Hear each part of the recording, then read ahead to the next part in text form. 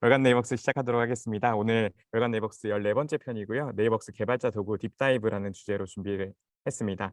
오늘 생각보다 난이도가 높아서 많이 들어오시지 않지 않을까 조금 우려가 있었는데 엄청나게 많은 분들이 참가 등록해 주시고 접속해 주시고 계십니다. 네, 그만큼 관심에 저희가 기대에 부응할 수 있도록 좋은 컨텐츠로 보답드리겠습니다. 오늘 진행 순서는 아래와 같습니다. 처음 오프닝 저랑 미정님, 마케팅 미정님이 진행하고요. 개발자 도구 능력 어디까지일까라는 주제로 개발자 도구의 개념과 활용법에 대해서 아주 자세히 소개해 주실 네이버스 기술 컨설팅 심유섭님 모셨습니다. 다음으로는 개발자 도구 활용 사례, 실제 고객사에서 활용하시는 사례 위주로 많이 준비를 했고요. 첫 번째 세션이 개발자 도구의 개념을 설명해 드리는 부분이라면 두 번째는 그 개념을 어떻게 실제적으로 활용하는지 프랙티스에 대한 내용입니다. 마케팅 강미정 김상희님 저죠? 같이 소개해 드릴 예정이고요. 마지막으로 우리 마케팅의 희망 마케팅 인턴 안채원 님이 준비해 주신 라이브 퀴즈 이벤트 웨비나 내용으로 복습을 하는 내용이고요. 총 5문제가 출제됩니다. 시작에 앞서서 3.7 정기 업데이트가 얼마 전에 있었습니다. 그 부분에 대해서 어떤 것들이 주로 하이라이트가 있는지 아주 간단하게 네이버스 마케팅팀 강미정 님과 함께 알아보도록 하겠습니다. 미정 님 시작해 주세요. 많은 분들이 알고 계시는 것처럼 네이버웍스는 1년에 2번 또는 많게는 3번 정기 업데이트를 통해서 현재 제공되고 있는 기능을 개선하거나 아니면 새로운 기능들을 추가하고 있어요. 몇 주 전인 지난 7월 6일 드디어 3.7 버전으로 정기 업데이트가 진행되었는데요. 과연 무엇이 어떻게 변했을지 제가 두 가지 큰 변화를 소개해 드리도록 하겠습니다. 첫 번째로는 지금 보시는 화면과 같이 하단 메뉴에 있었던 더보기가 사라졌고요. 그리고 서비스와 관리자의 메뉴, 그리고 개인별 맞춤 설정에 더 빠르게 접근하는 홈이라고 하는 메뉴가 등장을 했습니다. 이게 새로운 메뉴인데요. 홈에서는 나의 상태를 바로 설정할 수도 있고요. 또 메시지 알람을 켜고 끄거나 또는 자동 응답 설정을 변경하는 것들을 홈에서 가능해졌습니다. 그래서 대부분의 설정들은 내 개인의 맞춤 설정들은 홈 메뉴에만 들어오시면 바로바로 다 설정하시고 또 튜토리얼 메뉴까지 확인하실 수 있으세요. 그리고 두 번째로는 저희가 네이버웍스는 그 기업용 B2B 메신저인 만큼 저희가 협업 기능이라는 것을 제공하고 있어요. 일반 메신저와 굉장히 다른 기능인데요. 이 네이버웍스는 그 조직, 그룹 메시지방에서 제공했던 협업 기능인 노트, 일정, 할 일, 폴더가 일반 메시지방에도 확대돼서 제공해 드리게 되었습니다. 각각의 협업 기능들은 설정을 통해서 또 캘린더, 드라이브, 할 일, 서비스의 좌측 메뉴에서도 바로 확인이 가능하세요. 그래서 예를 들어서 메시지방의 폴더가 지금 내가 작업하고 있는 메시지방의 폴더에 올린 파일들이 내 지금 드라이브에서 보이지 않는다라고 하신다면 폴더에서 드라이브에서 보기를 클릭하셨는지 확인해 주시면 됩니다. 네, 소개해드린 두 가지 기능 외에도 다른 업데이트 내용들은 네이버웍스 브랜드 사이트의 릴리즈 노트 또는 블로그에서 확인하실 수 있으시니까요. 많은 관심 부탁드립니다. 네, 미정님 소개 감사합니다. 네, 그리고 본 세션으로 이제 들어갈 텐데요. 제목은 개발자 도구의 능력 어디까지일까입니다. 네이버스 기술 컨설팅 심유섭님께서 발표 수고해 주시겠습니다. 유섭님 화면 넘겨받아 주세요. 네, 안녕하세요. 첫 번째 세션 개발자 도구의 능력 어디까지일까? 발표를 맡게 된 네이버 기술 컨설팅 심유섭입니다.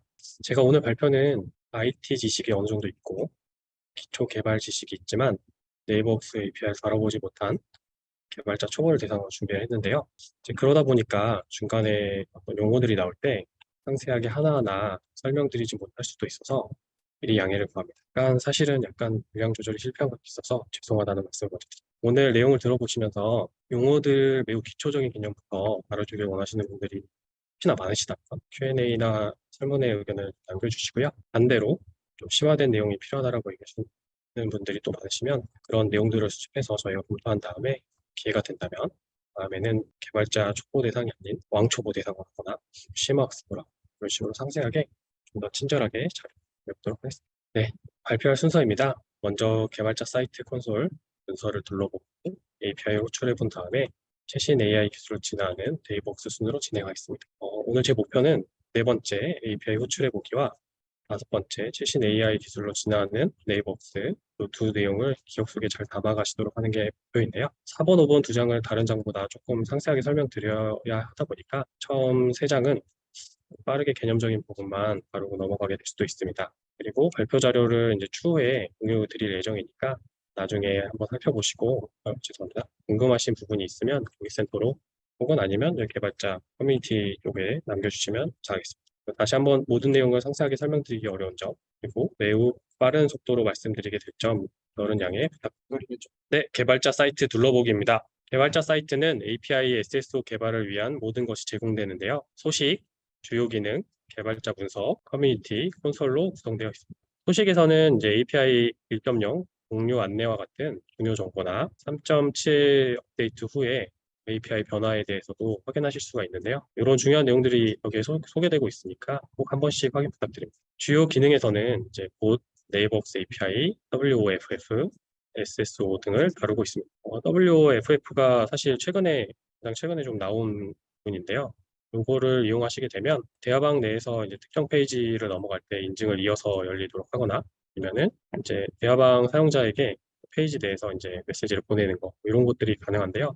보다 자세한 내용은 이 페이지에 들어가셔서 이제 좀 살펴보시면 좋을 것 같습니다. 개발자 문서에서는 API 구조도, 인증, 호출 응답, 에러 코드, 호출 제한 등의 상세한 스펙을 확인하실 수 있습니다. 커뮤니티는 개발하면서 궁금한 것들을 물어볼 수 있고 다른 사람의 질문에 답도 할 수 있는 공간입니다. 기존에 문의한 내용들을 참고하실 수 있어서 궁금하셨던 부분이 해소될 수 있으니까 많이 이용해 보시기 바랍니다. 마지막 개발자 콘솔에서는 API, SSO 연동 시 필요한 인증 정보나 호출 통계 등을 제공합니다. 좌측 하단에 도메인 아이디와 테넌트 아이디도 확인하실 수 있는데요. 여기서 이제 테넌트와 도메인 개념을 가볍게 알아보겠습니다. 쉽게 말해서 테넌트는 그룹사 개념이고요. 그다음에 도메인은 개별 기업 개념이라고 보시면 되는데요. 좌측 하단에 네이버 그룹 쪽에서 보시면 다양한 법인들이 있는데 해당 법인들 하나하나가 네이버 웍스에 가입하면 각각 서로 다른 도메인 아이디를 부여받게 되고 그 법인들이 하나의 테넌트 아이디를 부여받게 돼서 네이버와 네이버 클라우드가 도메인 아이디는 1번과 2번으로 서로 다른 것을 볼 수 있지만 테넌트는 1번으로 모두 동일한 것을 확인하실 수도 있습니다. 이 정보는 참고로 나중에 API를 쓰실 때 활용되는 부분이 있다 보니까 지금 언급을 해드리는 거고요. 뒤에서 또 활용되는 부분이 있을 테니까 보시면 되겠습니다. 두 번째는 개발자 콘솔에 대해서 알아보겠습니다. API 2.0을 호출하기 위한 인증 자격 정보를 관리하고 권한 범위를 설정하실 수 있습니다. API는 네이버웍스에서 제공하는 기능을 외부로 호출하여 가져가서 사용할 수 있는 방식인데요. 풀어서 말하면 네이버웍스 메일 서비스를 접근해서 다들 쓰고 계실 텐데 그때 메일 목록을 보고 내용도 확인하고 답장 버튼 눌러서 답장하고 메일 작성한 다음 발송하고 이런 것들을 하고 계시잖아요. 그런 것들을 고객사 자체 페이지나 다른 페이지에서 동일한 동작을 하도록 구성할 수 있게 하는 것이 API라고 보시면 되겠습니다. 봇도 제공됩니다. 봇은 이제 대화방에서 실제 사람이 아닌 사람 대신 특정 역할을 수행할 대상을 개발한다고 보시면 되는데요. 오른쪽 그림과 같이 대화방에서 사람이 아닌 대상자가 사용자들이 요구하는 것들을 받아서 실제로 수행하고 답까지 보내는 것을 보실 수 있습니다. 그리고 저희 네이버웍스 봇의 좀 특징은 AI가 들어가 있는 봇이라고 오해하실 수는 있는데요. 저희 지금 그렇게 되어 있진 않고 시나리오 베이스로 개발하시고 구현하셔야 될 봇이라고 이해해 주시면 되겠습니다. 봇은 최대 300개까지 추가 가능하고요. 개발자 콘솔에서 추가하실 수 있습니다. 메시지를 전송하실 때까지는 이제 개발자 콘솔 외에도 어드민 콘솔에 가서도 또 등록도 하셔야 되는 절차가 있는데요.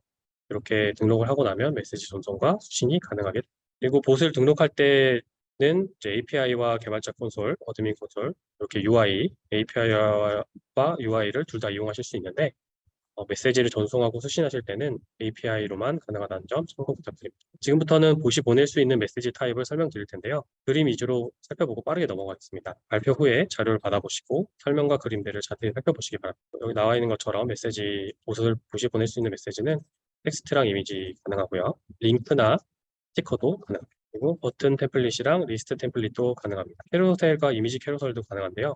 캐로셀은 이제 수평으로 컨텐츠를 스크롤 이동해서 확인할 수 있는 템플릿이라고 보시면 됩니다. 파일도 보낼 수 있고요. 플렉시블 템플릿을 사용할 수 있는데 앞선 템플릿들은 글자 크기나 색상 그리고 이런 구성들을 다양하게 할 수가 없는데 이제 플렉시블 템플릿은 CSS와 같이 보다 다채로운 구성이 가능합니다. 퍼시스턴트 메뉴나 리치 메뉴도 이용하실 수 있습니다. 해당 메뉴는 대화 상호작용을 통해 얻을 수 있는 템플릿이 아니라 고정으로 띄워놓고 언제든지 선택할 수 있는 메뉴라고 보시면 되겠습니다. 마지막 퀵 리플라이도 제공되는데요. 대화방 하단에 버튼 형태로 별도 표시할 수 있는 템플릿입니다. 이번엔 반대로 봇이 수신할 수 있는 메시지 형태입니다. 텍스트, 위치 정보를 받을 수 있고요. 스티커나 이미지도 받을 수 있습니다. 파일도 받을 수 있고, 이제 여기서부터 이벤트들도 받을 수 있는데, 봇과 대화방에서 이제 봇이 들어가거나 나가거나, 또 사용자가 들어오거나 나갈 때 어떤 봇이 어떤 방에서 어떤 사용자가 오고 갔는지 이벤트로 다 받아보실 수 있습니다. 네, 그 중에 이제 조인 이벤트는 봇이 포함된 방이 생성되었을 때 오는 이벤트입니다. 리브는 이제 봇이 대화방에서 나갔을 때 그때 이 나갔다는 정보를 받을 수 있습니다. 그리고 조인드는 이제 대화방에서 복과의 대화방에서 다른 사용자가 들어올 때 또 이벤트가 오고요. 레프트는 사용자가 복과 대화방에서 떠날 때 오는 이벤트이고, 포스트백은 그림 화면에서 이미지와 같이 템플릿들을 보냈을 때 버튼들이 있거든요. 이 버튼들을 클릭할 때 클릭했던 정보에 대한 것들이 넘어오는 것을 말합니다. 조직연동입니다. 조직연동은 그림과 같이 이제 고객사 내부 조직도 정보를 네이버웍스에 반영하는 API라고 보시면 돼요. 기업에서 갖고 있는 조직도 정보들을 다 네이버웍스에도 이제 이렇게 등록할 수 있습니다. 조직 연동 화면을 통해 다양한 조직 정보를 API로만 관리할 수 있도록 설정이 가능합니다. 이제부터는 조직 연동의 주의사항이나 참고사항들인데요. 조직 연동 API 호출하실 때 권장하는 순서이니까 나중에 개발하실 때 참고해서 이 순서대로 개발해 주셔야 돼요. 이를 순서를 권장드리는 이유는 후 단계에서 전 단계의 정보를 활용하기 때문에 구성원 추가 시 추가하는 직원의 조직 정보를 파라미터로 포함해서 호출하게 되거나 이렇게 되거든요. 참고해 주시면 되고요. 조직 연동 시 동명이인과 같이 이름 정보로는 구분이 안 되는 것들을 구분할 수 있는 익스터널 키나 리소스 아이디가 존재합니다. 이런 것들이 고유로 식별될 수 있도록 그런 값들을 이용해서 구분할 수 있습니다. 아래 그림과 같이 특정 조직의 한 사람이 전배되었는데 변경된 사람만 수정하는 게 아니라 조직 전체를 통으로 수정 요청하는 경우가 종종 있습니다. 변경된 내용만 수정하셔야 됩니다. API가 실패해도 무한으로 재시도하는 경우도 꽤 있는데요. 저희 쪽에서 모니터링을 하고 있기 때문에 모니터링 하다 보면은 실패를 했는데 그냥 계속 무한으로 시도하는 경우가 있습니다. 이렇게 구현되지 않도록 실패했을 때 재시도가 되지 않도록 방어하는 로직을 구현하셔야 됩니다. API 호출 실패로 장애가 발생했을 때 쉬운 원인 분석을 위해서 모니터링 시스템을 잘 구축하셔야 돼요. API 통계도 제공됩니다.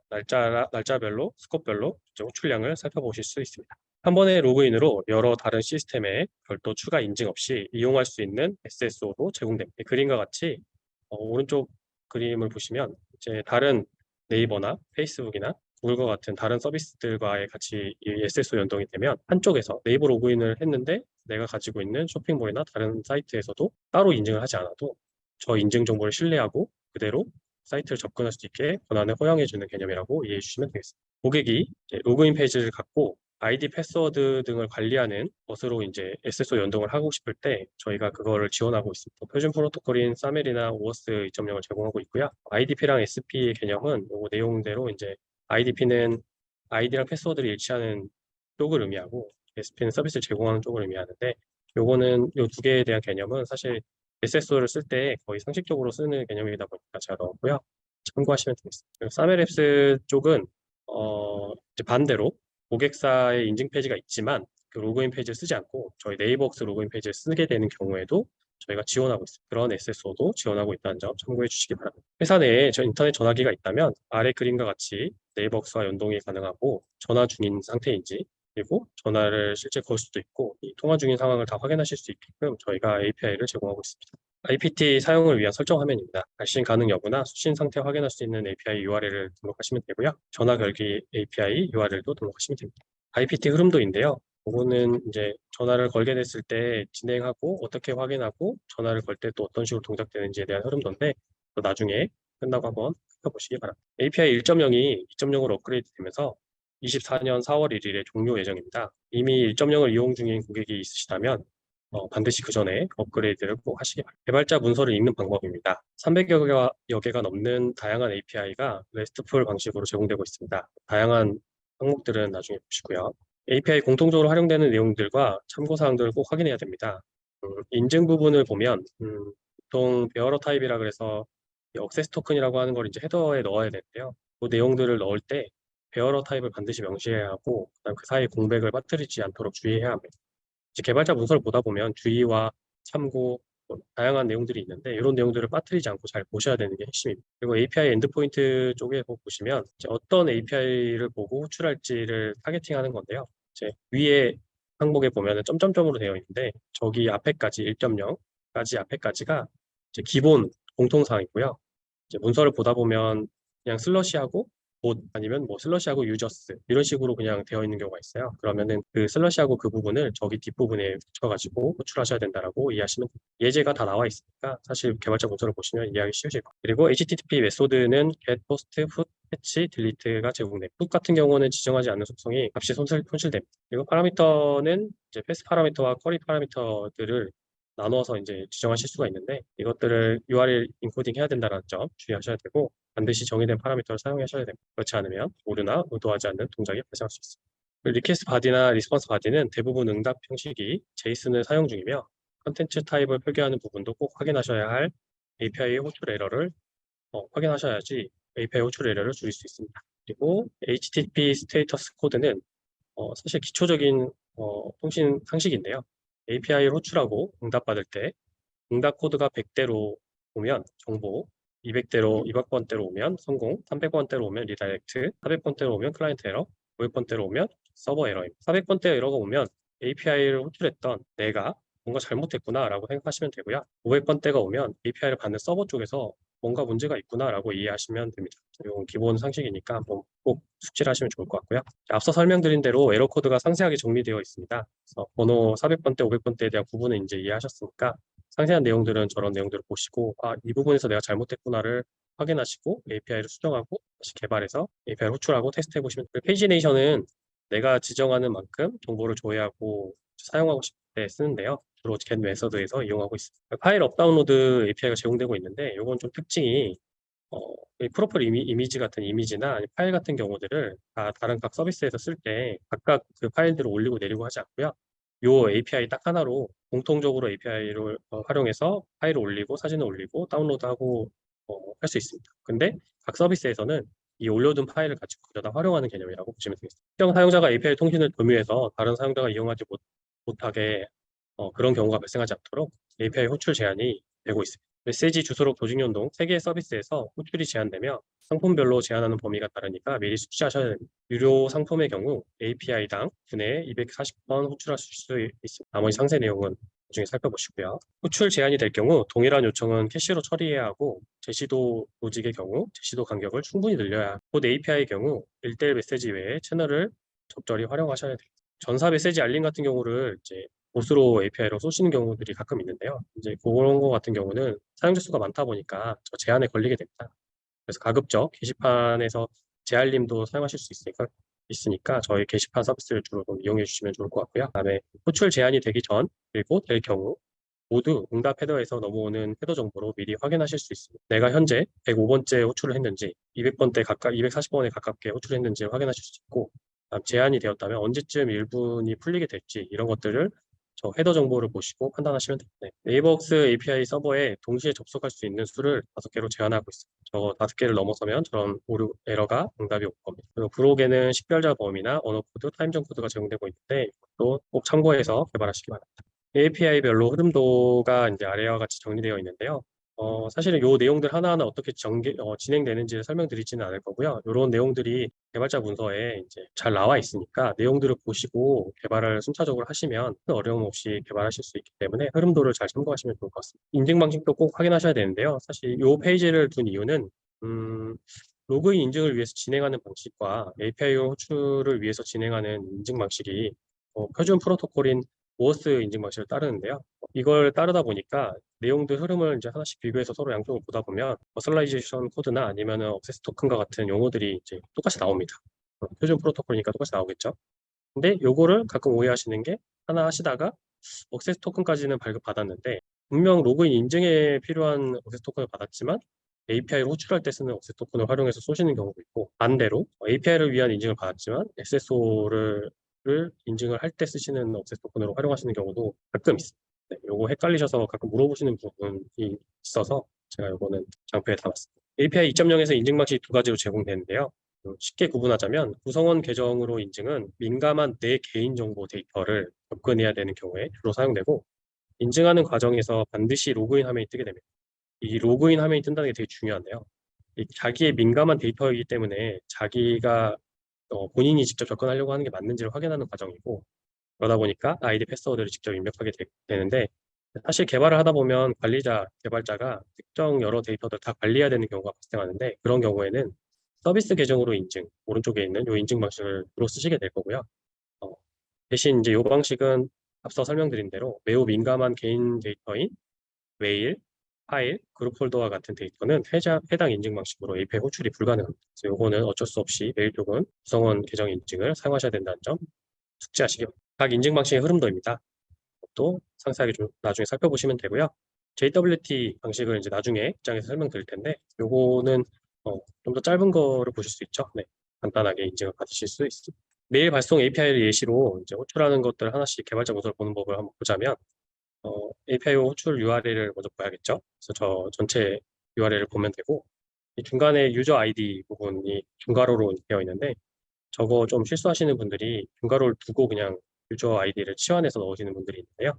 이렇게 하시면 안 되고 중괄호까지 같이 다 걷어내고 그 사이에 유저 아이디를 넣으셔야 되고 이제 문서를 보다 보면 참고 뭐 주의 이런 내용들이 있는데 이런 내용들을 잘 참고하셔야 됩니다. 그래야지 API 호출 실패 케이스를 많이 줄일 수도 있고요. 그다음에 인증 방식은 메일이니까 구성원 계정 인증 방식을 쓰셔야 되는 거 이제 들으셔서 아시겠죠? 서비스 계정은 불가능하다는 거 알고 계셔야 돼요. 그리고 로그인 페이지가 뜨겠다는 것도 알고 계셔야 돼요. 그리고 패스 파라미터 정보도 확인하실 수가 있는데 유저 아이디를 어떤 정보를 넣으면 되는지 상세하게 디스크립션에서 나오고 있으니까요. 개발자 문서를 잘 보시면 되고요. 헤더 파라미터 쪽 관련된 정보도 인증에 대한 정보들이 들어갑니다. 그래서 앞서 아까 봤던 베어러 타입으로 토큰 넣어야 되는 방식이 설명되어 있고 이 required 같은 경우를 보시면 required는 반드시 들어가야 되는 것이니까 필수 값으로 이해하시면 되고 그런 표시가 없다면 선택이니까 상황에 따라서 안 넣으시면 되고 리스트 바디 쪽 정보를 보면 to.cc, 그다음 뭐 bcc 이런 식으로 쭉 있는데요. 이게 사실은 메일 서비스 쓰실 때 받는 사람, 참조, 숨은 참조, 제목, 본문 이런 내용들이 다 이렇게 API의 파라미터로 분류해서 제공하고 있습니다. 그렇게 똑같이 이해하시고 활용하시면 되고요. 그리고 메일 발송 API 예시로 호출과 응답 방식도 이런 식으로 제이슨으로 잘 설명되어 있으니까 보시면 되고 상태 코드 값도 이제 요 앞서 이미 설명드렸으니까 이런 번대로 오게 되면 어떤 오류가 있겠구나라고 판단하시면 됩니다. 자, 오늘 핵심인 API 호출하기입니다. 이 장은 발표가 끝나면 사실 자료를 보시면서 그대로 한번 따라해 보시기를 강력히 추천합니다. 개발자분들이라면 사실 해볼 필요는 없는데 그게 아니고 개발을 좀 관심을 갖고 해보시려고 하시는 분들은 해보셔야 이제 성공을 해봐야 개발자 문서나 흐름에 대해서 머릿속에 좀 남거든요. 그래서 꼭 해보시길 바라고요. 그리고 놀랍게도 요 준비한 방식은 노코드로만 할 겁니다. 소스 코딩 전혀 없이 온전히 무료로 나와 있는 도구나 사이트만 이용해서 해볼 거예요. 그럼 시작하겠습니다. 어떤 API를 활용할 거고 어떤 도구들을 이용할 건지 정의했는데요. API 호출 인증 방식 중에는 서비스 계정 인증 방식, 아까 JWT 방식을 쓸 거고요.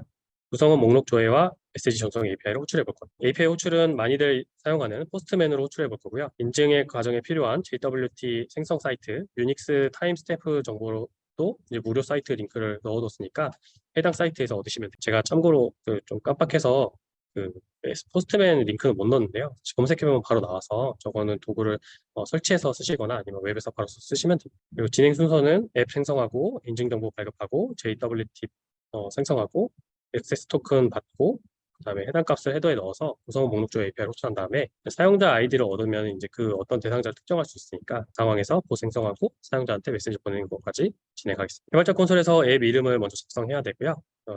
하고 나면 이제 오른쪽 화면 같이 스코프 이제 권한 지정을 해야 돼요.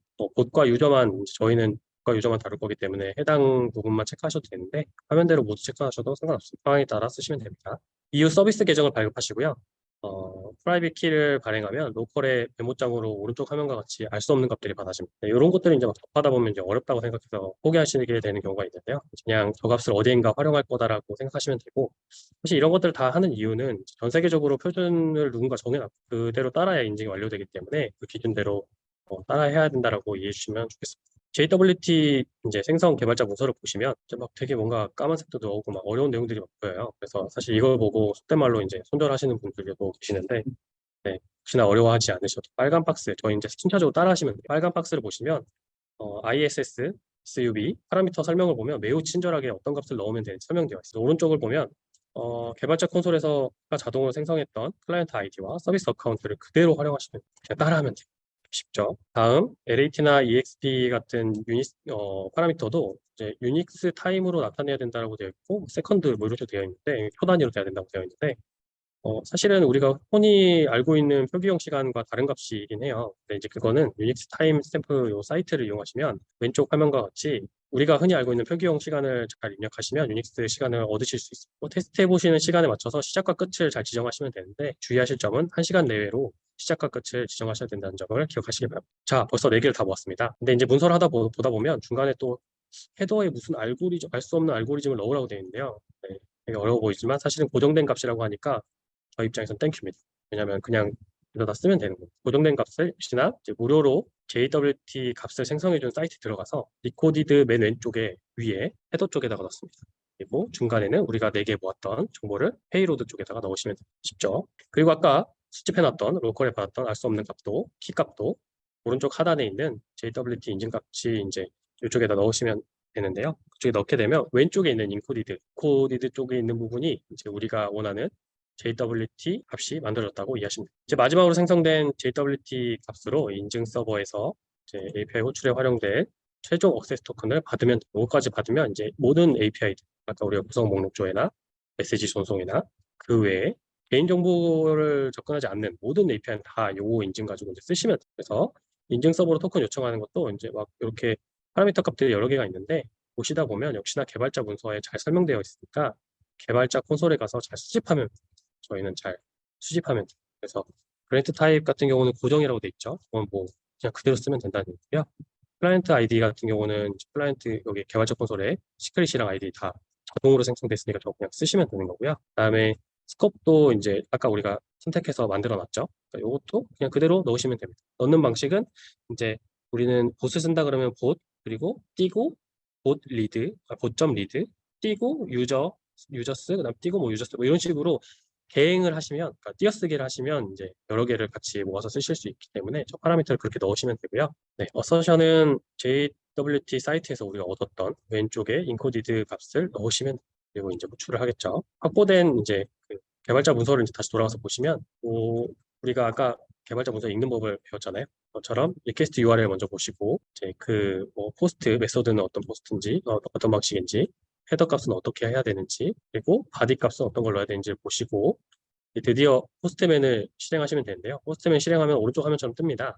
뜰 때 이제 위에 포스트 방식이면 포스트 선택하고 URL은 그냥 그대로 넣으면 다음에 이제 바디 쪽에다가 값을 넣으면 되는데요.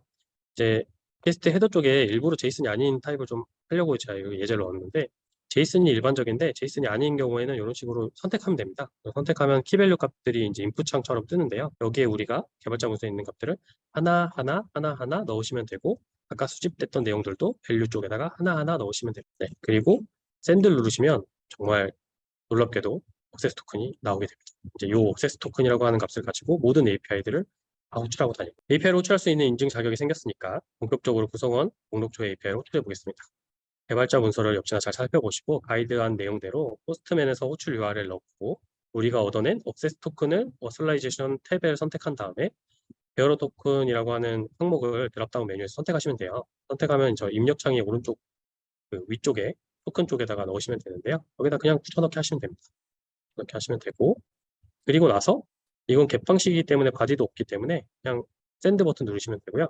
그러면은 밑에 하단처럼 사용자 목록들이 쭉 들어올 겁니다. 그게 제이슨 형태로 쭉 들어오긴 할 건데, 그 중에 우리가 메시지를 보내고 싶은 사용자의 유저 아이디 정보만 딱 복사해가지고 따로 보관해 두시면 돼요. 자, 거의 다 가고 있습니다. 이제 본 메시지를 보내기 위해서 개발자 콘솔에서 생성한 봇을 어드민에 이제 추가하고요. 그래서 추가하게 되면 이렇게 아래 화면과 같이 추가된 화면을 보실 수 있습니다. 메시지를 마지막으로 보내보겠습니다. 개발자 문서를 다시 또 보면 API 호출 URL에 패스트 파라미터, 아까 잠깐 언급 드렸는데 패스트 파라미터에 봇 아이디랑 유저 아이디가 있잖아요. 그죠? 저게 잠깐 중괄호 넣으시면 안 된다고 그랬죠? 빼고 그대로 봇 아이디 치안에서 넣고요. 그리고 유저 아이디 치안에서 넣으면 되는데, 봇 아이디는 개발자 콘솔이나 어드민 콘솔 쪽에 저렇게 친절하게 봇 넘버로 나와 있습니다. 그 넘버를 넣으시면 되고요. 그리고 이렇게 넣게 되면 이제 인증 정보는 어슬라이제이션 쪽에다가 아까 이미 구성원 목록 쪽에서 한번 쓰셨으면 자동으로 들어가 있을 거예요. 그대로 쓰시면 되는데 안 들어가 있다고 하면 이제 아까 우리가 수집했던 액세스 토큰 가져다 넣으시면 되고요. 자, 이제 갑자기 플렉시블 템플릿이 나왔는데 요거는 왜 그러냐면 위에 보시면 다시 앞에 앞장을 보시면 포스트 방식이에요. 포스트 방식은 바디 몸통이 꼭 있어야 되거든요. 그러니까 어떤 내용을 보낼 건지에 대한 내용이 반드시 있어야 되는데 그 내용에 저희는 메시지 템플릿 중에서 플렉시블 템플릿을 활용해 볼 거예요. 플렉시블 템플릿 쪽에 문서를 보다 보면 시뮬레이터가 있거든요. 시뮬레이터를 선택해서 보면은 하이퍼링크를 클릭하면 오른쪽 화면과 같은 이제 시뮬레이터 화면이 뜹니다. 거기에서 이제 다양하게 템플릿들을 조합하고 만들어보고 수정하고 사용자한테 어떤 메시지가 갈지 그 형식들을 다 보실 수가 있어요. 여기서 개발 없이, 우리도 개발 없습니다. 개발 없이 이것저것 내가 조작하면서 이 메시지가 어떤 메시지 형태로 가게 될지 내가 UI를 만들 수 있는 페이지고요. 샘플 위 상단에 있는 샘플 버튼 누르면 지금 여기 레이아웃 선택 화면이 뜹니다. 저희는 이번에 바우처를 템플릿을 이용해 볼 거고요.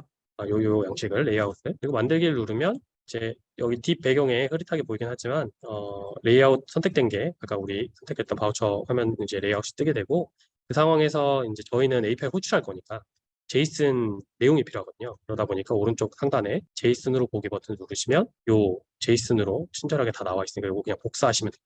복사. 네, 여러분 다 왔습니다. 진짜 조금만 더 힘내십시오. 그 포스트맨으로 이제 쓰셔야 되잖아요. 그래서 거기에 이제 우리 아까 헤더까지 다 끝났어요. 다 끝났는데 이제 바디입니다. 바디 쪽에 이제 선택할 바디 탭을 선택하시면 로우를 선택하시면 되고요.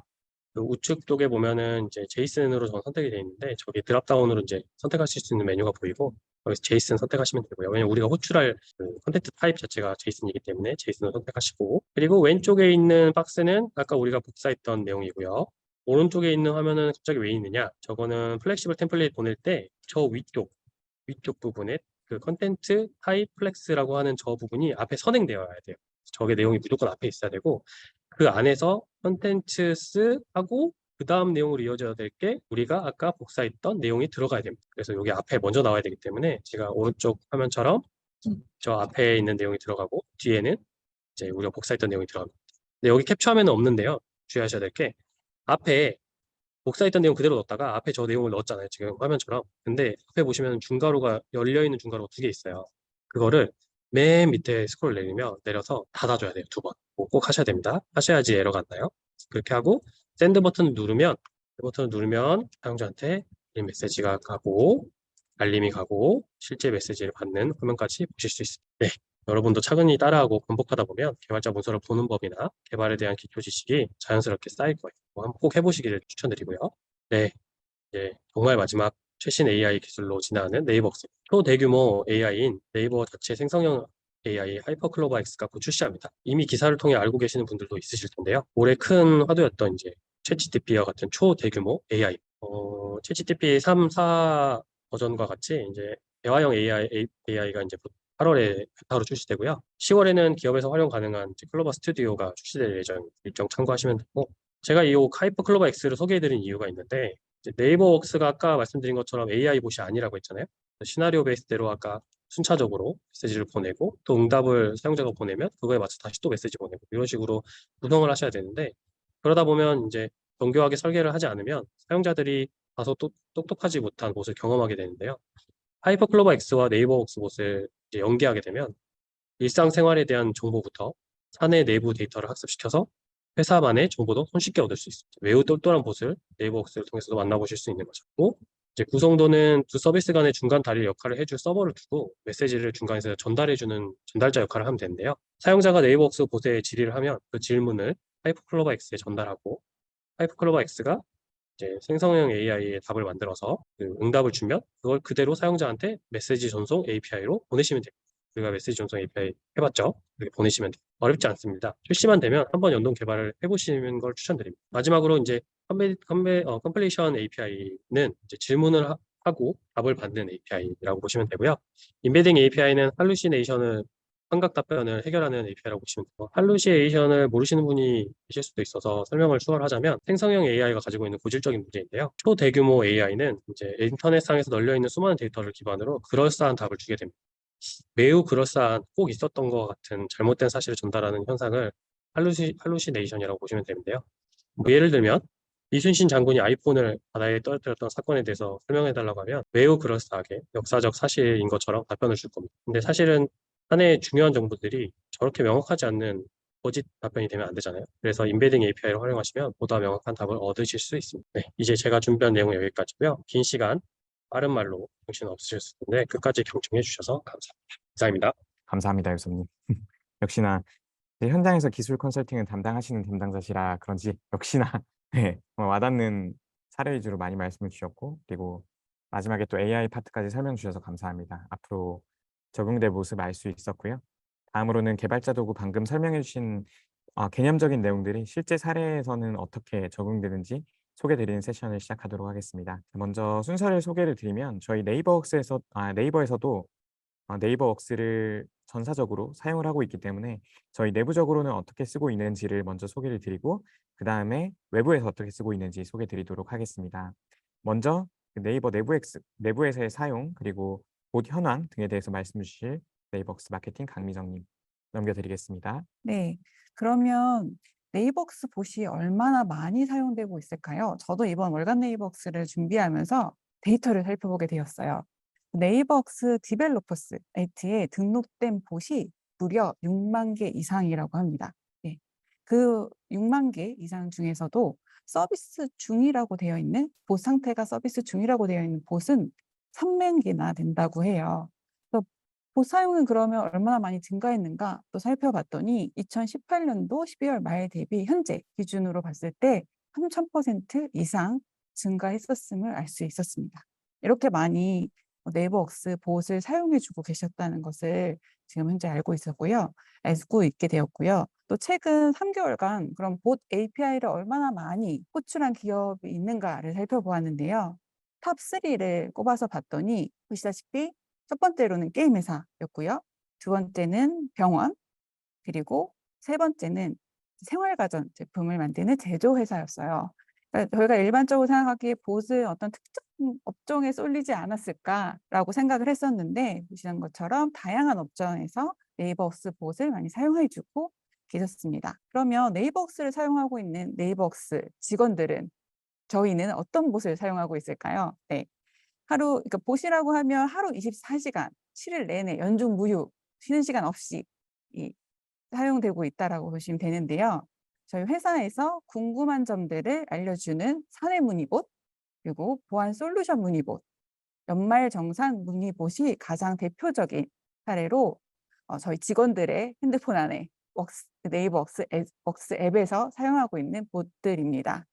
이 중에서 이제 제가 가장 많이 사용하는, 또 제가 생각하기에는 저희 직원들이 가장 많이 사용하는 봇이 사내 문의봇일 거라고 생각이 들어요.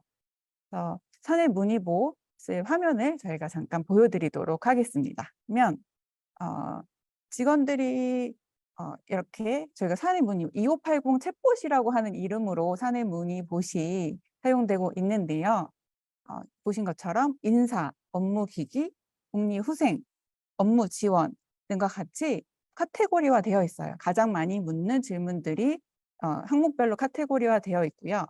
여기서 제가 인사를 탭해 보면 인사에서도 이렇게 채용, 보상, 급여 등과 같이 인사와 관련된 항목들이 보여집니다. 그래서 회사의 연차, 저희가 가장 회사원들이면 가장 많이 궁금해하고 기다리는 게 휴가인데요. 회사의 연차 산정 기준을 알고 싶다라고 한다면 여기서 근태를 탭하면 하고 난 다음에 휴가 기준을 탭하면 바로 연차 산정 기준에 대한 정보를 보여줍니다.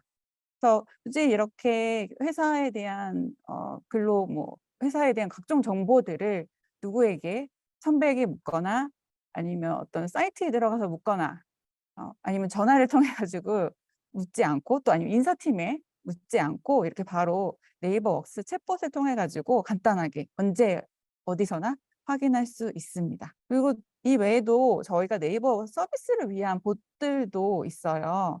네. 사내 기준에 의해서 특정 서비스에 장애가 발생하거나 아니면 인프라의 안정성에 이슈가 있다고 생각했을 때 자동으로 이걸 감지해 가지고 담당자들에게 메시지 알림을 보내줍니다. 이렇게 봇이 없었던 시절에는 사람이 일일이 문제들을 발생되는 이슈 사항들을 모니터링해서 담당자들에게 메시지방을 담당자들 메시지방에 초대해서 이런 상황들을 전파했다면, 지금은 봇이 자동으로 이슈 사항들을 감지하고 실시간으로 메시지로 알림을 주기 때문에 모든 상황들을 사전에 컨트롤할 수 있게 되었다라고 해요. 이게 바로 또 네이버 서비스를 좀 안정적으로 운영할 수 있도록 도와주는 또 봇이지 않을까 싶습니다. 그래서 저희도 봇을 이렇게 개발하실 수 있도록 안내드리고 있지만 저희 스스로도 봇의 도움을 받고 있다라는 점들을 좀 말씀드리고 싶었어요. 네. 그러면 저는 이제 네이버스의 봇을 얼마나 많이 사용하는지, 그리고 네이버에서는 어떤 봇을 사용하고 있는지 말씀드렸다면, 또 저희 상인님께서는 네이버스 고객사분들이 어떻게 봇을 사용하고 있는지 소개해 주실 겁니다. 다음으로 실제 네이버스 고객사가 사용하는 네이버스 API 연동 그리고 봇에 대해서 설명드릴 김상인입니다. 네, API 봇 크게 이렇게 활용 사례를 나눠볼 수 있을 것 같아요. 그룹웨어 연동하는 것들, 네이버스랑 연동하는 거죠. 시스템 전화라든지 상위 시스템이랑 연동하는 거, 로그인 연동, SSO도 있고, 문의 대응을 하는 자동화 봇, 설비 예약 자동화, HR 안내, 업무 매뉴얼, 방금 보여드렸던 그런 내용과 대동소이한 내용들인데요. 이 봇도 결국에는 봇을 이용을 하고 봇 API를 통해서 연동을 해야 되기 때문에 결국 봇도 API라고 할 수 있긴 하지만요. 편의상 API 연동하는 부분, 봇을 활용하는 부분 이렇게 나누어 놨습니다. 그 부분 참고 부탁드리고요. 오늘 자세히 소개해드릴 내용은 크게 이렇게 네 가지입니다. 그룹웨어 연동하는 그림, 시스템 연동, 전화 연동하는 거고요. 그다음에 문의 대응, 설비 예약 이렇게 네 가지입니다. 시작할게요. 첫 번째는 웅진 그룹웨어 사례입니다. 웅진이 여러분들 웅진 다른 브랜드로 다른 이제 생활 속 웅진으로 알고 계시는 경우도 많을 텐데 웅진에서도 IT 사업, 그중에서도 클라우드 사업을 하고 있습니다. 그 클라우드 사업하는 웅진 부서에서 워크스루라는 그룹웨어를 제공을 하고 있고요. 그 그룹웨어랑 네이버웍스랑 연동해서 사용하는 모습입니다. 보시면 왼쪽에 그룹웨어 주요 기능들이 있는데요. 게시판, 전자결제, 업무 지원 이런 내용들이 있죠. 그래서 HR, 비용 관리 이런 기능까지 되는 우리가 흔히 생각하는 그룹웨어라고 볼 수가 있고요. 이 그룹웨어랑 연동되는 모습으로 이렇게 네이버웍스 기능들이 우측 상단의 아이콘으로 쭉쭉 떠 있는 걸 보실 수 있습니다. 네이버웍스의 API 연동의 장점이 각 기능별로 메일, 메시지, 드라이브 이런 식으로 각 기능별로 API 연동 기능을 제공한다는 점인데 그 기능별 API 연동 제공 덕분에 이렇게 기능 하나하나가 그룹웨어랑 붙을 수가 있는 거죠. 그래서 그룹웨어에서 이렇게 바로 네이버웍스 쪽 특정 기능으로 이동할 수 있게 구현이 되어 있고요. 이렇게 네이버웍스 기능과 그룹웨어 기능을 한눈에 볼 수 있도록 준비가 되어 있습니다. 저희 네이버 클라우드에서는 비슷하게 워크플레이스라는 제품이 있고요. 웅진에는 워크스루라는 제품이 있습니다. 네이버웍스 홈페이지에서 기능, 연계 솔루션 쪽으로 들어오시면 워크스루 그룹웨어 내용을 상세하게 보실 수 있는데요. 이 내용은 저희가 발표 자료를 PDF로 공유를 드릴 거기 때문에 이 링크를 한번 클릭하심으로써도 자연스럽게 이 그룹웨어 내용을 보실 수가 있습니다. 네이버웍스 오픈 API를 통해 전사 알림 메시지 전송이나 그룹웨어에서 결제를 하면 그 알림이 메일로 전송되는 등의 여러 가지 개발을 웅진에서 직접 하셨는데요. 주요 기능들이 이렇게 중앙에 나와 있죠. 네이버웍스는 메일, 드라이브, 메시지를 필두로 해서 여러 가지 기능, 협업과 소통 기능을 제공하는 거고 웅진 워크스루 같은 경우에는 전자결제, HR, 비용 관리, 자원 예약, 유연근무 관리라든지 근태 쪽까지 커버하는 기능이라고 볼 수 있습니다. 네이버웍스 개발자 도구 오픈 API를 활용해서 다방면의 기능 연동을 한 형태이고요. 구체적인 모습은 이렇습니다. 전자결제 알림용이라는 이런 봇이 있죠. 봇을 사용을 해서 전자결제가 들어왔을 때 메시지로 앱으로 연결할 건지 웹으로 연결할 건지 선택을 해서 앱을 누르면 워크스루 앱으로 연결되고 그리고 웹을 누르면 이렇게 연장근무 신청서 HR 양식으로 웹 화면으로 연결되는 걸 보실 수가 있습니다. 그래서 모바일, PC에서 자유롭게 네이버웍스랑 워크스루를 왔다 갔다 하면서 연동해서 사용하시는 그림이고요. 그리고 전사 알림 메시지 전송, 그리고 메일 전송, 결제를 했을 때 메일로 안내되는 거 이렇게 크게 두 가지를 말씀을 드렸는데 메시지 전송하는데 참고하셨던 가이드 내용과 사용한 API를 공유를 해주셨습니다. 그래서 메시지 본 리스트를 추출하고 상세 정보를 추출하는데 썼던 HTTP 리퀘스트 API이고요. 이런 기능들을 만들게 된 배경에 대해서는 여기 자세히 서술이 되어 있습니다. 이런 내용들까지 하나하나 읽을 내용은 아닌 것 같고요. 뒤로 넘어가서 또 소개를 드리면 메시지 발송을 할 때 사용하는 API는 아래와 같습니다. 메시지 보내기 사용자 대상, 채널 대상. 채널 대상이라고 하면은 이제 여러 명의 사용자가 대화 시 사용하는 API이고요. 메시지 보내기 사용자 대상은 어떤 특정 한 명의 사용자와 대화할 때 사용하는 API라고 볼 수 있습니다. 그리고 메시지 유형 또한 되게 다양하게 준비가 돼 있어서 텍스트, 스티커, 이미지, 파일 등등 형태로 다양하게 메시지를 전송할 수 있게 되어 있습니다. 구체적으로 보면은 이렇고요. 메시지 전송 화면에서 이렇게 설정을 해준 내용이 뭐 링크를 타고 들어가게끔 할 수도 있고 첨부 파일을 등록하게끔 할 수도 있고 확인하기, 단순하게 이런 결과값을 얻을 수도 있습니다. 우측에는 전사 알림 이런 실제 예시 화면이고요. 요거를 화면이 좀 안 보이실 수 있어서 조금 크게 보여드리면요. 이렇게 본문에 들어갈 내용을 사내 알림이라고 쓰면 이렇게 쏙 들어가고, 확인하기, 버튼에 들어갈 내용을 확인하기라고 하면은 요렇게 들어가고, 그리고 내용 타입에서 버튼 템플릿, 뭐 대상자 타입 이렇게 직접 하나하나 선택을 하실 수가 있고요. 그래서 이 부분 같은 경우는 어느 정도 아까 소개 드릴 때 개발 지식이 선수 지식이 좀 있어야 이 네이버 웍스 개발자 도구를 잘 이용하실 수 있다고 안내를 드렸지만, 이런 부분에 대해서는 이렇게 버튼 하나하나 누르고 내용 입력만 하면 이렇게 프론트엔드에 바로 내용이 들어오는 거기 때문에 이 정도는 개발자가 아니어도 충분히 할 수 있다고 생각됩니다. 왜냐하면 제가 개발자가 아닌데 할 수 있거든요, 이건. 그래서 이 정도는 조금 이제 난이도 낮은 내용이라고 할 수 있고요.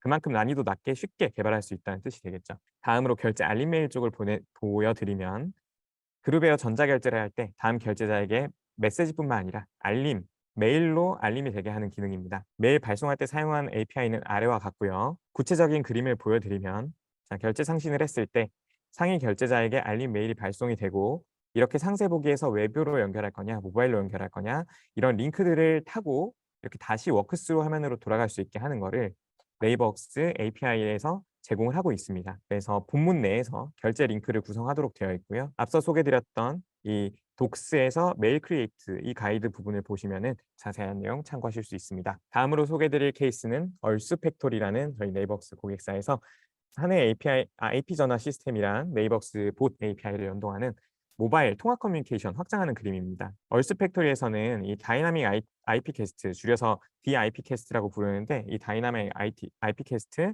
음성 전화도 되고 음성 회의도 되고 통화 연결음, 자동 응답 서비스, 착신 전환 등의 그 음성으로 할 수 있는 거의 모든 IP 전화 기능이 된다고 보시면 됩니다.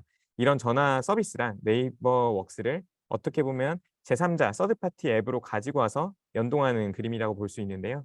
주요 기능으로는 통화 수신 알림, 네이버웍스에서 통화 수신 알림을 하고 통화 제어하고 팩스 수신 알림하고 그 팩스 내용을 보기까지 가능하도록 되어 있습니다. 구체적인 화면을 보여드릴게요. 그 전에 그 노먼 대표이사님이라고 저 이번에 이 활용 사례를 제공해 주신 얼스팩토리 대표님께 이제 서면으로 인터뷰를 했는데요.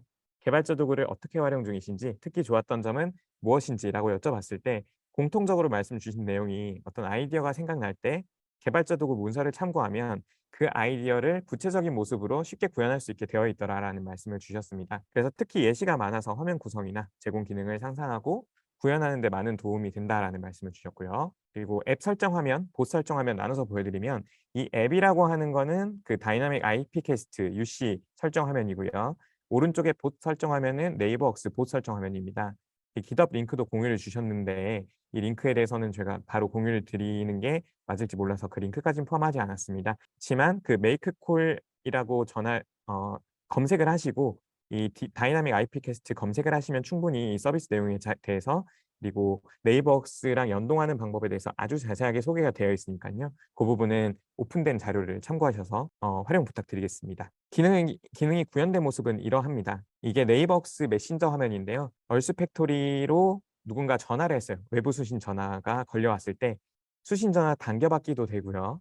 AI 비서로 당겨받기도 됩니다. STT, TTS 서비스로 연결하는 모습이고요. 내 모바일로 당겨받기나 다시 발신하기, 그 M2C 발신하기 기능도 되고 외부로 연결하는 기능도 되고요. 이 외부에서 어떤 전화가 걸려왔을 때뿐만 아니라 이 외부 전화는 특히나 고객 상담용으로 많이 사용할 수 있겠죠. 여기도 보면은 1번 제품문이라고 돼 있죠. 이런 식으로 외부에서 걸려온 것뿐만 아니라 내부에서 누군가 전화를 걸어왔을 때도 비슷한 기능들을 네이버웍스에서 바로 할 수 있습니다. 네이버웍스에서 이 버튼 하나만 누르면 모바일로 당겨받기가 되고요. M2C 발신하기를 누르면 마찬가지로 아까 보여드렸던 것과 똑같이 기능을 하게 되어 있습니다. 마지막으로 팩스가 수신되었을 때는요. 이 팩스 보기를 누르면 이 네이버웍스 웹 모바일 화면에서 바로 팩스 보기까지 지원이 되고 있습니다. 그래서 하드웨어로 지원되는 IP 전화 시스템이랑 네이버웍스 소통 시스템이랑 연계를 해서 사용할 수 있다. 그리고 그만큼 간편하게 일을 할 수 있다는 점이 장점이고요.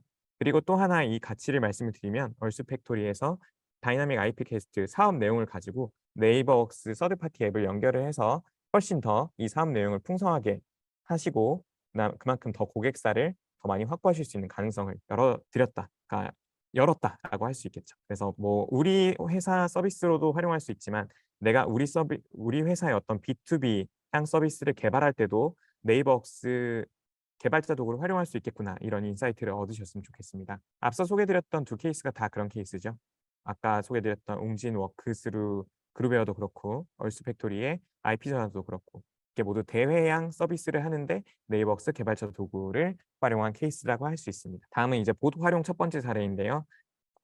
네이버웍스 홈의 도입 사례 메뉴에서 보실 수 있는 에듀윌 사례입니다. 에듀윌에서 네이버웍스를 전사적으로 도입해서 사용을 하고 계시는데 선택하신 이유가 여러 가지가 있으셨지만 그중에 큰 부분 하나가 네이버웍스 디벨로퍼 사이트가 되게 잘 구축되어 있었던 점이었다고 합니다. 그래서 에듀위키라는 챗봇 개발을 해서 자주 묻는 인사 관련 문의 대응에 활용하고 있다고 하셨는데요. 구체적인 그림은 이러합니다. 그래서 에듀위키라는 챗봇을 메시지방으로 초대를 했을 때 "안녕하세요. 에듀위키입니다."라는 인사가 나오고 "근태 관리 방법 알려줘." 이런 식으로 선택형이 아니죠. 어떤 입력하는 방식으로 입력을 하게 되면은 그와 가장 유사한 정답을 가지고 오고 그 "근태나 보고를 어떻게 해야 할까요?" 이런 질문에 대해서도 바로 답을 이렇게 주는 걸 볼 수 있습니다. 그래서 기존에 반복적으로 인사 담당자가 받던 질문을 이렇게 챗봇으로 자동화함으로써 훨씬 더 가치 있는 일에 집중을 할 수 있고 그만큼 이제 리소스를 최적화하고 효율화하는 데 도움을 줄 수 있는 장치다라고 할 수 있겠죠. 이렇게 실사례이고요. 에듀윌에서 실제로 활용하고 있는 그림이고요. 다음으로는 그 네이버웍스 파트너사로도 되어 있는 IDSN 트러스트의 사례입니다. 이 사례는 메시지방에서 회의실 예약 봇을 초대를 해서 회의실 예약을 굳이 캘린더 들어가서 회의실 예약하고 하지 않고도 메시지 화면에서 바로 회의실 예약을 할 수 있게 만들어 놓은 화면이고요. 이렇게 메시지방을 보통 만들 때 사람이랑 만들잖아요. 그죠? 근데 메시지 이런 봇도 하나의 사람 같다고 보시면 됩니다. 그래서 사람을 초대하는 것처럼 하나의 주체로서 회의실 예약 봇을 초대를 하면 그 회의실 예약 봇이 "안녕." 하고 초대를 하면 바로 "원하는 메뉴를 선택해 주세요."라고 나옵니다. 회의실 예약을 하거나 확인 취소하거나 두 가지 액션을 할 수 있죠. 자, 여기서 회의실 예약을 누르면 그다음 액션 "예약 날짜를 선택하세요."라고 나오고요. 그다음은 이제 회의실 위치를 선택하는 거겠죠. 사실은 요 밑을 누르면 회의실 예약할 수 있는 회의실 옵션을 쭉 아래 띄울 수 있는데 요것들은 이제 보완이 필요한 사항이라 가려진 부분이라고 이해해 주시면 되고요. 회의실 위치를 선택하면 그 특정 회의실이 쭉 나오고 그중에 원하는 회의실을 선택하면 위 내용으로 예약하시겠습니까? 리마인더가 나오고 예, 아니오에 따라서 그 뒤에 액션이 나오는 그림이라고 할 수 있습니다. 그래서 쭉 그 프로세스를 보여드리면 이런 그림이에요. 회의실 예약부터 회의실 예약 봇을 호출하는 스타트 시점부터 예약하고 회의실 예약 결과를 전송하는 엔드 순서까지 이렇게 쭉 프로세스가 짜여 있는 형태로 구성을 해 놓은 봇이라고 할 수 있겠습니다. 이 IDSN 트러스트 쪽으로 이 회의실 예약 봇 관련 문의를 주신다면 조금 더 자세한 안내를 받으실 수가 있겠죠. 네이버웍스 홈에 들어가셔서 가장 상단에 파트너 소개 쪽에 들어가시면요. 이 각각의 파트너사 정보를 볼 수가 있습니다. 아까 첫 번째 소개드렸던 웅진 워크스루 솔루션 같은 경우에도요. 웅진 IT 클라우드가 저희 네이버웍스 파트너사로 등록이 되어 있기 때문에 관련 문의는 웅진 쪽으로 전달 주시면은 훨씬 더 자세한 내용 안내 받으실 수가 있습니다. 이상 실사례를 소개를 드렸고요. 다음으로 여러분들께서 미리 참가 등록할 때 전달 주셨던 사전 질문 중에 중요한 내용들 몇 가지를 한번 살펴보고 넘어가도록 하겠습니다. 이 사전 질문 파트가 끝나면 여러분들이 많이 기다리셨을 라이브 퀴즈가 바로 시작될 예정이니까요. 잠시만 기다려주세요. 사전 질문 되게 많이 주셨는데요. 크게 개발자 도구 관련된 내용이랑 네이버웍스 일반 내용이랑 두 가지 카테고리로 나눌 수가 있었습니다. 첫 번째 개발자 도구 관련된 내용을 좀 보면요. 요즘 API나 AI 사용해서 도와주는 툴들 진짜 많죠. 특히나 AI는 전성 시대를 넘어서 어떻게 표현해야 될까요? 극한 시대라고 할 수 있을 정도로 AI 정말 전성기를 맞았는데 네이버웍스 개발자 도구만이 가진 특징 혹은 장점이 무엇인지 궁금합니다.라고 물어주셨습니다. 이 두 번째 줄이 좀 주목할 만한데요. 이 오픈 API에서 사용된 REST API 표준에 맞게 설계로 해서 개발이 용이하다는 점은 어찌 보면은 이거는 기본적인 내용이라고 할 수 있고요. 아까도 한번 설명을 드렸지만 웅진 워크스루 그룹웨어랑 연동 그림 설명드릴 때 네이버웍스 각각의 기능별로 API가 다양하게 제공된다고 말씀을 드렸죠. 그래서 사내에서 기존에 사용하시던 어떤 ERP 프로그램이나 기타 레거시 시스템이랑 다양한 형태로 연동이 가능하다는 점이 장점이라고 할 수 있습니다. 그리고 봇 API를 제공을 하기 때문에 양방향으로 통신, 즉 소통을 자동으로 할 수 있게 제공하는 점도 굉장한 장점이라고 할 수 있겠죠. 그래서 이 부분을 좀 소개를 드리고 싶었고요. 다른 내용들은 저희가 전달 드렸던 그리고 앞으로 전달 드릴 자료들을 참고하셔서 추가로 인사이트 얻으시길 바라고요. 다음으로 넘어가면은 비개발자도 사용이 가능한가요? 이런 내용이 있는데 노코드 방식은 지원하지 않기 때문에 개발 역량이 어느 정도는 있어야 된다라고 이해해 주시면 되고요. 다만 그 요구하는 개발 역량이 막 엄청나게 높은 수준의 개발 역량은 아닙니다. 그렇기 때문에 기본적인 개발 역량을 가지고 개발을 해 보시다가 어려우시면은 네이버웍스 파트너사 혹은 네이버웍스 팀에 직접 문의를 주시면은 저희가 또 이 개발 관련해서 도움을 드리도록 하고요. 그리고 네이버웍스 개발자 도구 디벨로퍼스에 들어가시면 상단에 커뮤니티라는 메뉴가 있습니다. 그래서 커뮤니티 쪽에 들어가시면은 네이버웍스 개발자 도구를 같이 사용하는 유저분들이랑 또 집단지성을 나누실 수가 있거든요. 그래서 그런 커뮤니티 메뉴도 한번 잘 활용해 보시길 바라겠습니다. 다음으로 일반적인 네이버웍스 관련 질문인데 이 주소록 비공개 내용은 아까 라이브 질문으로도 한번 주셨더라고요. 봤었는데 요 답변 내용이랑 라이브 답변 드린 내용 참고 부탁을 드리고요. 그리고 사용에 대한 교육 이런 문의도 주셨는데 교육은 지금 드리고 있는 것도 일종의 교육이죠. 월간 네이버웍스 매월 한 달씩 온라인으로 진행을 하고 있고요. 이 월간 네이버웍스는 특정 하나의 기능 혹은 뭐 직무 얘기를 좀 스토리 있게 푸는 형태라고 보시면 되고요. 그리고 오프라인으로 강남에서 2달에 한 번씩 교육을 하고 있습니다. 그 교육은 네이버웍스뿐만 아니라 워크플레이스, 워크박스 같은 다른 사스 서비스들도 같이 교육 서비스를 제공을 하기 때문에요. 네이버웍스를 쓰고 있다가 좀 더 배우고 싶으시거나 아니면 네이버웍스를 도입을 준비하고 계실 때 이 교육을 들어보시면 정말 좋습니다. 다음으로 소개해 드릴 내용은 또 어떤 게 있을까요? 웍스에 저장된 대화 백업 내용 이런 부분도 참고해 보시면 좋겠고요. 다음으로는 가이드 문서 업데이트 주기 이거 궁금해 주신 거 보고 저도 재밌었어요. 매년 네이버웍스에선 주요 업데이트를 2-3회 정도 진행을 하고 있는데요. 버전이 3.7, 3.8 이런 식으로 바뀌는 그 업데이트를 말합니다. 그 외에도 굉장히 마이너한 업데이트들이 수시로 제공은 되지만 매년 2회, 2-3회 제공하는 네이버웍스 정기 업데이트가 어찌 보면 가장 메인이 되는 주요한 업데이트라고 될 수 있기 때문에 그 업데이트가 될 때마다 많이 정기 업데이트 주기를 갖고 가고 있고요. 그에 맞춰서 그뿐만 아니라 기존에도 뭐 수시로 어떤 가이드가 이렇게 업데이트되면 좋겠다라는 내용들은 수시로 업데이트를 드리고 있으니까요. 참고를 부탁을 드리겠습니다. 그러니까 살아있는 콘텐츠라고 보시면 됩니다. 여기까지가 사전 질문과 답변 주요 내용이었고요. 다음으로 기다리셨을 라이브 퀴즈 넘어가도록 하겠습니다. 채원님 수고해 주세요. 제가 화면 넘기겠습니다. 여러분 안녕하세요. 저는 네이버웍스 마케팅 인턴 안채원입니다. 이번 시간은 웨비나에서 소개한 내용을 기반으로 라이브 복습 퀴즈를 풀어볼 차례인데요. 문제는 총 5문제로 채팅창에 정답을 가장 먼저 남겨주신 3분께 선물을 제공해 드립니다. Q&A 창이 아니라 채팅창에 정답을 남겨주셔야 된다는 점 유의해 주시고요. 선물은 네이버 페이 1만 원 쿠폰을 드리며 중복 당첨은 불가합니다. 지금부터 퀴즈 시작해 보도록 하겠습니다. 눈 크게 뜨고 채팅 칠 준비해 주세요. 하나 말씀을 드리면요. 채팅 치실 때 특정 토론자나 호스트한테만 보내시면 안 됩니다. 모두로 찍고 보내주셔야 돼요. 모두로 찍고 보내주세요. 시작할까요? 네. 첫 번째 문제입니다. 네이버 웍스 피처스에서 개발자 사이트의 주요 기능을 확인할 수 있는데요. 다음 중 주요 기능이 아닌 것은 무엇일까요? 바로 공개될까요? 정답은 5번입니다. 제가 정답자 잠깐 정리 한번 하고 가겠습니다. 자, 모두로 응답해 주신 분들 중에 정답이 강수철님, 2번 강수철님, 제가 채팅창에 입력해 드릴게요. 이재현님, 그리고 김성길님 3분 되겠네요. 축하드리고요. 자, 이 3분께서는 다음 정답자, 다음 퀴즈에서는 다른 분들을 위해서 양보해 주세요. 다음으로 바로 넘어가도록 하겠습니다. 두 번째 문제입니다. 빈칸에 들어갈 말로 알맞은 것은 무엇일까요? 네이버 웍스 API로 웅진 그룹웨어 땡땡땡땡과 연동하여 언제 어디서나 웹 그리고 앱에서 전자결제 문서를 확인할 수 있습니다. 정답이 바로 나와버렸네요. 바로 정답 발표할까요? 네, 정답은 2번입니다. 네, 정답자 정리하고 가겠습니다. 정답자. 자, 2번 가장 먼저 말씀 주신 분이 안홍수 부장님, 김도룡님, 김정숙님 3분 되겠습니다. 제가 입력하고 갈게요. 김도룡, 김정숙님 축하합니다. 두 번째 문제 정답자이고요. 그리고 그 문제 맞춰주신 분들께서는 저희가 참가 등록 정보를 가지고 있긴 하지만 혹시 누락이 될 수 있으니까 그 휴대폰 번호를 채팅을 호스트 및 토론자에게 보내기로 해서 전화번호 11자리를 보내주시면 감사하겠습니다. 진행하겠습니다. 넘어갈까요? 네, 세 번째 문제입니다. 다음 중 고객사에게 제공되는 네이버 웍스의 API 연동 기능으로 해당되지 않는 것은 무엇일까요? 바로 갈까요? 네, 정답은 3번입니다. 탈퇴 연동은 없습니다. 굉장한 넌센스 퀴즈였죠. 네, 정답자 볼게요. 3번에 가장 먼저 말씀해 주신 분 오태정님, 김혜연님, 박성훈님 세 분이시네요.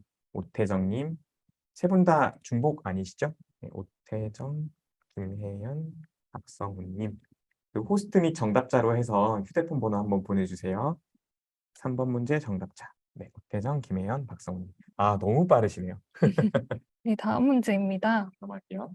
네, 4번. 네이버 웍스그룹 메시지방에서 제공되는 협업 기능이 아닌 것은 무엇일까요?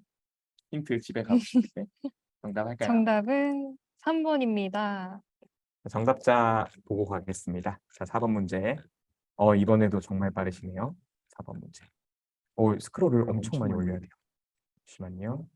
3번 가장 먼저 써주신 노송이님, ANT 주식회사 이종도님 세 분이 정답자시네요.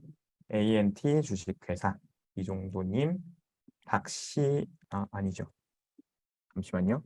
자, 죄송합니다. 노송희님, ANT 주식회사 이종도님 세 분이 4번 정답자입니다. 축하합니다. 네, 입력했고요. 자, 여기서부터 이제 5번 문제입니다. 넘길게요. 네. 5번 문제입니다. 곧 출시될 팀 네이버의 생성형 AI 서비스 이름은 무엇일까요? 정답 바로. 네. 정답은 4번입니다. 하이퍼클로바 X입니다. 올 8월 출시를 앞두고 있습니다. 하이퍼클로바 X. 자, 정답자 보겠습니다. 가장 먼저 입력해 주신 분은 영어로 영진최라고 써주신 영진초이님, 그 다음에 이선찬님, 조덕연님 세 분으로 확인됐습니다. 최영준님, 그 다음에 이선찬님, 조덕연님 축하합니다. 네, 세 분도 수신자를 호스트 및 토론자로 하고 휴대전화 번호 보내주시면 감사하겠습니다. 축하합니다. 마치기 전에 오늘 소감을 또 들어보는 시간이 있어야죠. 오늘 처음으로 월간 네이버스 발표에 참여하신 유섭님 소감 들어보겠습니다. 네, 사실 나도 말씀드린 것처럼 이제 분량 조절을 좀 실패한 것 같다고 생각했는데 그래도 잘 마무리가 된 것 같아서 기쁘고요. 이런 자리를 또 준비하시느라 고생하신 우리 월간 네이버스 팀 분들께 감사드리고 다음에 또 다른 모습으로 뵐 수 있으면 좋겠습니다. 오늘 경청해 주셔서 너무 감사합니다. 그리고 또 한 분의 처음 참여해 주신 분이 계셨는데요. 우리 마케팅팀의 꽃 인턴 안채원님 오늘 소감 어떠셨습니까?